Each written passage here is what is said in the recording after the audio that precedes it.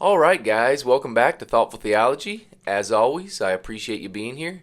Today I'm going to be covering a topic, or I guess more specifically, a word that I think is misunderstood and largely misused, and especially in the context of this Calvinist versus Arminian debate. And as you can see, I've done a few videos on Calvinism in the past and why I think that it's false. And I would definitely be some sort of Arminian. I'm not going to be an Arminian in the classical sense, which is why in this video I can title it Why I Think Both Calvinists and Arminians Are Wrong, or something along those lines. And I'm actually going to be doing a second video, but I figured to split these into two just might be easier, more succinct. I think the clearer and shorter a video can be, just easier to follow along. So this video is going to be on this idea of foreknowledge, and then I'm going to do a video here in a couple days or probably next week on this idea of predestination. And the theme is the same, that I think both of these words are being misunderstood and therefore misapplied, which is leading to errors in our theology, specifically in matters of soteriology, right, salvation. And so I'd like to just put this out there. As always, my goal isn't to think that I'm going to change everybody's mind and convert you to my way of thinking. That's okay. But it is helpful, I think, to get good information out there and let you do with it what you will. And it's at least good to understand the other side. That way you can sort of, again, as I've said before, have better confidence in your own position. If you know what all the other positions are and you think that they, don't hold up, then now you can have more confidence in what you believe. But if you only know what you believe and that's it, that's probably not the greatest place to be, right? As far as our theology, we would like to know maybe what the best potential answers or solutions are to any given problem. And so, anyways, without further ado, let's talk about this idea of foreknowledge. And the first thing I want to say here is that although I'm going to make this video and I'm going to sort of give a biblical argument or case as to why I don't think foreknowledge means what Calvinists and Arminians put forward that it means, but it doesn't mean I necessarily reject, right, God having foreknowledge in the classical sense, right? Foreknowledge is typically understood by Calvinists and Arminians and just traditional Christianity as God knowing the future. Okay, so although I'm going to, like I said, make a biblical case that I don't think foreknowledge is used that way in Scripture, it doesn't mean I'm necessarily rejecting this idea of foreknowledge. Like I've said in the past, again, I don't want to deviate from the conversation, but I am open to essentially all the free will positions, which would be simple foreknowledge, Molinism, and even open theism. Right? Open theism is going to reject this idea that God has future knowledge, or at least in the form of what certainly will happen. But a lot of open theists will say that God has knowledge of all future possibilities. So anyways, I'm just saying this to say that although I don't think, especially the verses that I'm going to cite, are trying to relay the idea of foreknowledge as how Calvinists and Arminians talk about it today, it doesn't mean that I'm necessarily rejecting that God has that, right? You can make a case based on other verses. You can make a case based on philosophical considerations that God has foreknowledge, right? If God is all omniscient, maybe it just follows that part of having omniscience is having perfect knowledge of the future, right? Again, quickly, the open theist would say something like that future actions of free creatures are just in principle unknowable. So while they're still going to uphold God's omniscience, they are going to reject that knowing the future actions of free creatures is part of that. Okay, and I know some people don't like when I deviate. They say that I kind of deviate, and maybe that's true, but it's just for my own sake that I don't like being in like mental jail and misleading people with little things, so I try to clarify as much as I can. If you don't like that, I'm sorry. I'm not doing it to be like a scatterbrain. I'm doing it to try to be as thorough as I can when I'm highlighting certain things. Okay, so now let's get into it. Let's just look, right, to start right out of the gate here. I want us to consider a couple verses from Scripture, and I think that's a great place to start, especially when we're trying to make a biblical argument. So I'm going to have us go to Acts 26:5, which reads, "Since they have known about me for a long time, if they are willing to testify that I lived as a Pharisee according to the strictest sect of our religion." Okay, so this word, this Greek word, prognosko, is the same word that is used in, Romans 8:29, which is the big one that people use, Romans 11:2, 1 Peter 1:20. But so here when it says, since they have known about me for a long time, this since they have known, this is that same word, prognosko.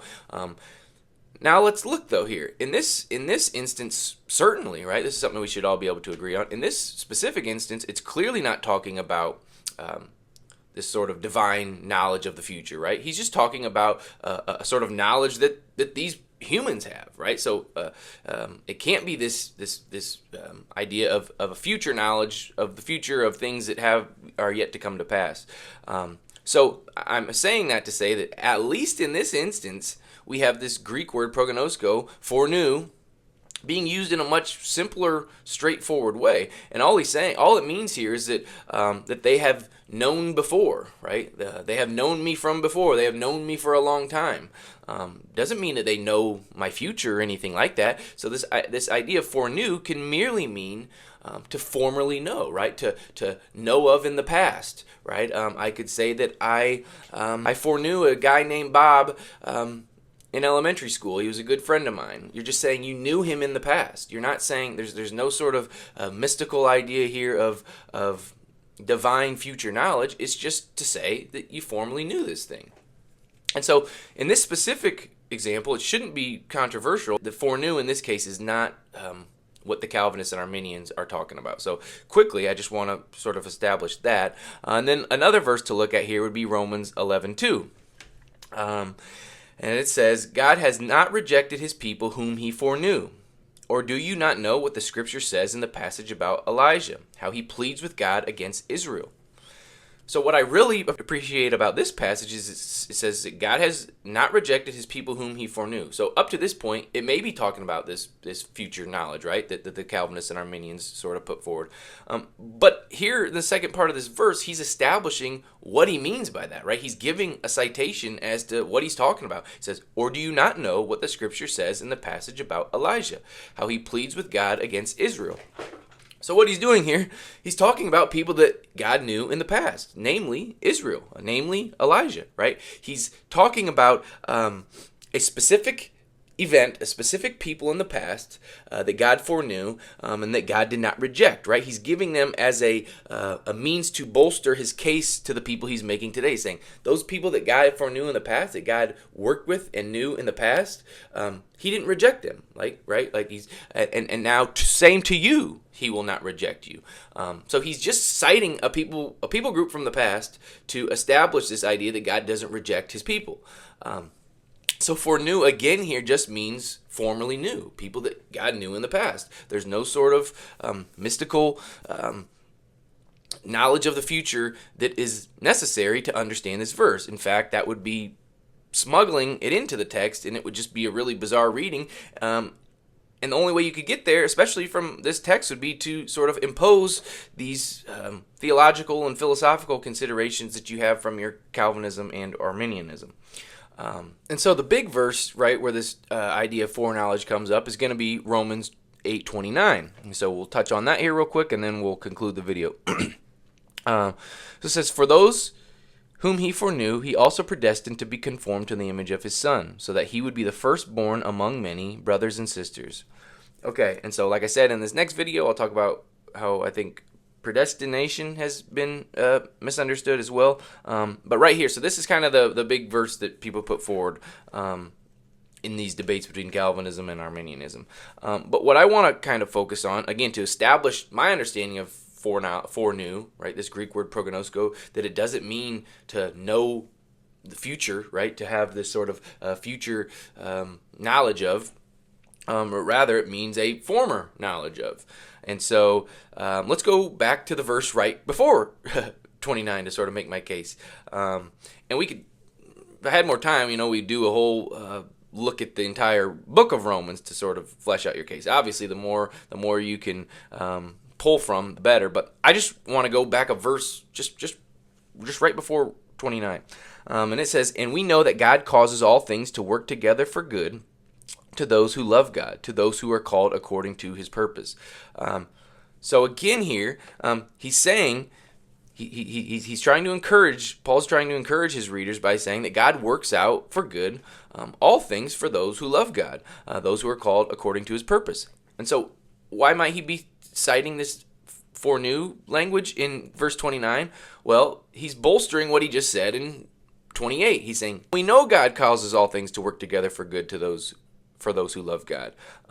And then he explains that, or he justifies that by saying, for those who he foreknew, he also predestined. So he's citing all of those who have come before us, all of God's people who he formerly knew, right, who God worked with in the Old Testament and up till now. Those that God formerly knew, look what he did for them.